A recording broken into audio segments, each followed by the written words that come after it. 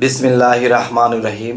হে সমস্ত জগতবাসী, আজ আমি শামীম আলী চিশতি আপনাদের সামনে যে আলোচনাটি নিয়ে হাজির হলাম, সেই আলোচনাটি অবশ্যই গুরুত্বপূর্ণ এবং খেয়াল করে শুনবেন। আর এমনই গুরুত্বপূর্ণ যে জিকির যে একটা জিনিস, জিকির মূলতই সালাত, জিকির মূলতই নামাজ, জিকির মূলতই স্মরণ।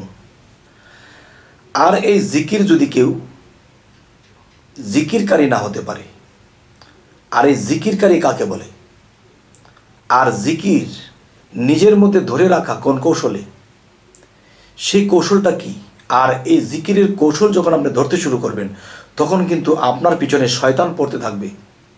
কারণ আপনি যদি জিকিরকারী হন, কাল্ব জাগ্রত করে ফেলেন, তাহলে আপনার কাল্বের মধ্যে আল্লাহ এসে বসে যাবে। সুবহানাল্লাহ।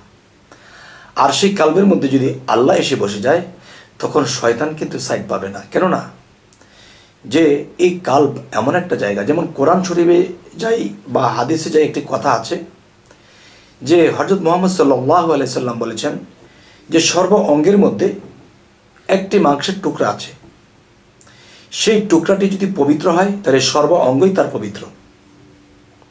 তাই আমি বলবো যে জিকির হয় নামাজের বড়, আল কোরআন তা প্রমাণ করে। থাইকো আল্লাহর দেশে, থাইকো আল্লাহর ঘরে, থাইকো আল্লাহর রূপে। আচ্ছা, তো এখন আজকের মূলত আলোচনা এটাই হবে যে মানুষ চেষ্টা করে জিকিরটাকে কালবের মধ্যে ধরে রাখবে, কিন্তু কালবের মধ্যে জিকিরটা ধরে রাখতে পারে না। বিভিন্ন খেয়াল এসে যায়, বিভিন্ন কথায় চলে যায়, বিভিন্ন কাজের ধ্যানে চলে যায়, কিন্তু জিকিরকারী অত চেষ্টা করে যে আমার কালবের মধ্যে জিকিরটা জারি করে দেব, কিন্তু এটা হয় না। তবে কেন হয় না এবং কেন হবে, আজকে এই বিষয়ে আলোচনা করব ইনশাআল্লাহ।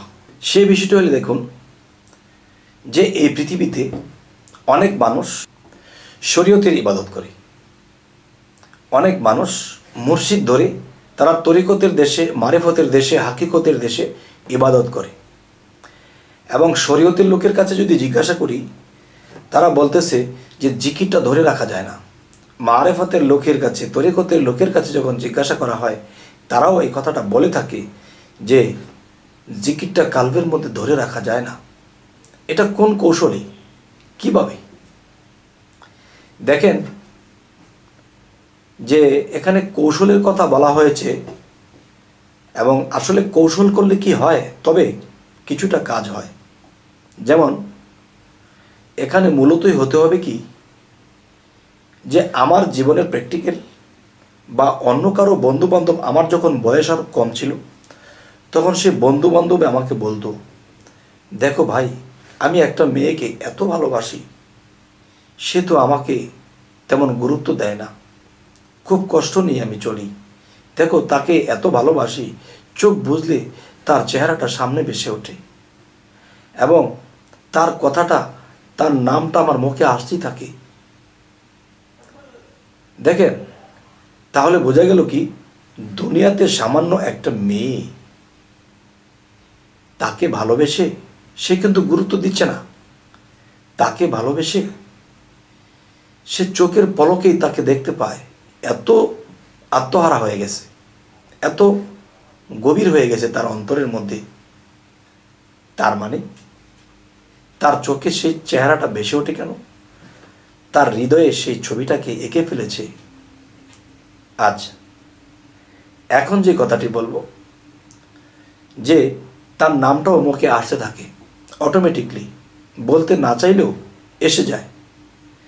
তাহলে বোঝা গেল কি, এই কালবের জিকিরটা যদি কেউ ধরে রাখতে চায়, জারি করতে চায়, তাহলে তার প্রেমে ফানাফিল্লা হতে হবে, এক। দ্বিতীয়ত, সে যদি মৃত্যু পর্যন্ত কালবের মধ্যে এই জিকিরটা রাখতে চায়, তাহলে যখন মানুষ প্রেমের দিকে, আল্লাহর প্রেমের ফানাফিল্লার দিকে অগ্রসর হয়ে যায় এবং ফানাফিল্লা হয়ে যায়, তখন এই দুনিয়াটা পিছনে পড়ে যায়। তখন কিন্তু সামনে একটা জিনিসই তার ভেসে ওঠে আর ভাবতে থাকে, আর কালবের মধ্যে হরদম জিকির টাস টাস করে করতে থাকে। তাহলে এরকম কথা যারা বলে যে কালবের মধ্যে জিকিরটা ধরে রাখতে পারি না, আবার কেউ করে কি একটু নিজে নিজে না চায়, আসলে যদি জিকির কারো জারি হয়ে যায় সেটা কিন্তু এভাবে নাড়াতে হয় না, এভাবে নাড়াতে হয় না, ও আপনি আপনি নড়বে, আর তার জিকিরের ধাক্কাতে দুনিয়ার সমস্ত কিছু চুরমার হয়ে যাবে। চুরমার কি হয়ে যাবে? দুনিয়ার একজনকে ভালোবাসবো, দুনিয়ার কোনো চাহিদা আছে, আমার একটু আমিত্ব আছে, সব চুরমার হয়ে যাবে এই জিকিরের ধাক্কায়। আর সেই ধাক্কাটা যখন নিজের মধ্যে বাঁচতে থাকে তখন আল্লাহর ঘন্টির মধ্যে বাঁচতে থাকে, আর আল্লাহ বারবার বলতে থাকে, আমি যখন বলি আল্লাহু, তখন আল্লাহ কি বলে, হে বান্দা বলো। এমন করতে করতে এই জিকিরের ধাক্কা যখন আল্লাহ পর্যন্ত পৌঁছে যায় তখন আল্লাহ বলে, হে বন্ধু কি বলো। দেখেন, বান্দা থেকে বন্ধু হতে হলে একমাত্র জিকিরের মাধ্যমে হতে পারবে। তাহলে আজকের মূলত যে বিষয়টি, জিকির যদি ধরে রাখতে হয় তাহলে তার প্রেমে, আল্লাহর প্রেমে, রাসূলের প্রেমে, মসজিদের প্রেমে ফানাফিল্লা হয়ে যেতে হবে। আর সেই ফানাফিল্লার হালে গিয়া তখন এটা জিকিরে সর্বদাই থাকবে। আর যখন দুনিয়ার হালে এসে যাব, এটা লাগবে সেটা লাগবে, এটা করব সেটা করব, তখনই কিন্তু সে থেমে যাবে। কিরকম? আপনি কচু পাতার মধ্যে একটু পানি নিয়েছেন, হাতে রেখেছেন, অন্য একটা কাজ করতেছেন, এটা কিন্তু হেলে গেছে, আবার এটাকে সোজা করেছেন, আবার একটা কাজ করতেছেন, এটা কিন্তু আস্তে আস্তে হেলে গেছে, আবার এটাকে সোজা করেছেন। তাহলে দুনিয়ামুখী যখন হবেন তখন এটা হেলে যাবে। তাই একমুখী হতে হবে। আমি যেদিকে তাকাবো পূর্ব থাকবে না, পূর্বে তাকাবো পশ্চিম থাকবে না, তাহলে এক সাইড। আচ্ছা, এই এক সাইড থাকা অবস্থায় সেই মানুষটির দ্বারা দুনিয়াতে আয় উন্নতি তেমন কিছু হয় না। কেননা সে যেটার পিছনে ছুটেছে সেটাই তো লাভ করবে, পিছনে মার খেয়ে যাবে। আর যদি পিছনেরটাকে ধরতে যায় তাহলে এদিকেরটা মার খেয়ে যাবে। যাই হোক, আজকের কথা হলো কি, জিকির জারিটা আমরা আর কি কি কৌশলে রাখতে পারি। তবে সেই কৌশল এমনভাবে করতে হবে যেন আল্লাহর মায়া হয়ে যায়, যে সে আমাকে এবং আমার নামকে, আমার জিকিরটাকে সে ধরে রাখার জন্য কত কৌশল করতেছে। তখন এই কৌশল দেখে তখন আল্লাহর যখন মায়া হয়ে যাবে, তখন সেখানে যখন সুদৃষ্টি দেবেন তখন আপনার জিকির জারি হয়ে যাবে। তাহলে কৌশলটা কেন করেছি? তাকে খুশি করার জন্য, দুনিয়ার কোনো স্বার্থের জন্য নয়। আর সেই কৌশলগুলো কি? সেই কৌশলগুলো হলো, দেখুন,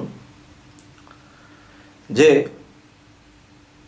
মানুষের যে ভিতরে শ্বাস যাচ্ছে, শ্বাস বের হচ্ছে, ফুসফুসিতে শ্বাস যাচ্ছে আবার বের হচ্ছে, শুধু এটাই নয়, আমি যখন শ্বাস টান দেব তখন আমার হার্টে পর্যন্ত সে বাতাসগুলো খেলতে থাকে। তাহলে যদি আমার হার্ট বা হৃদয় পর্যন্ত আমার এই বাতাসটা প্রবাহিত হয়, তখন সেই বাতাসটা আমাদের শুদ্ধ নয়, আমাদের যে আত্মা আছে আত্মাটা শুদ্ধ নয়। তাই দেখেন একটা জিনিস, মাছ যদি পানিতে থাকে আর সেই পানিতে যখন মাছ থাকে তখন মাছকে গোসল করাবেন কি দিয়ে? আপনি যখন উপরে থাকেন তখন আপনি গোসল করলে পানি দরকার হয়, তাহলে আপনি তো পানিতে থাকেন না। তো মাছ যদি পানিতে থাকে তাহলে তার গোসল কি দিয়ে হবে?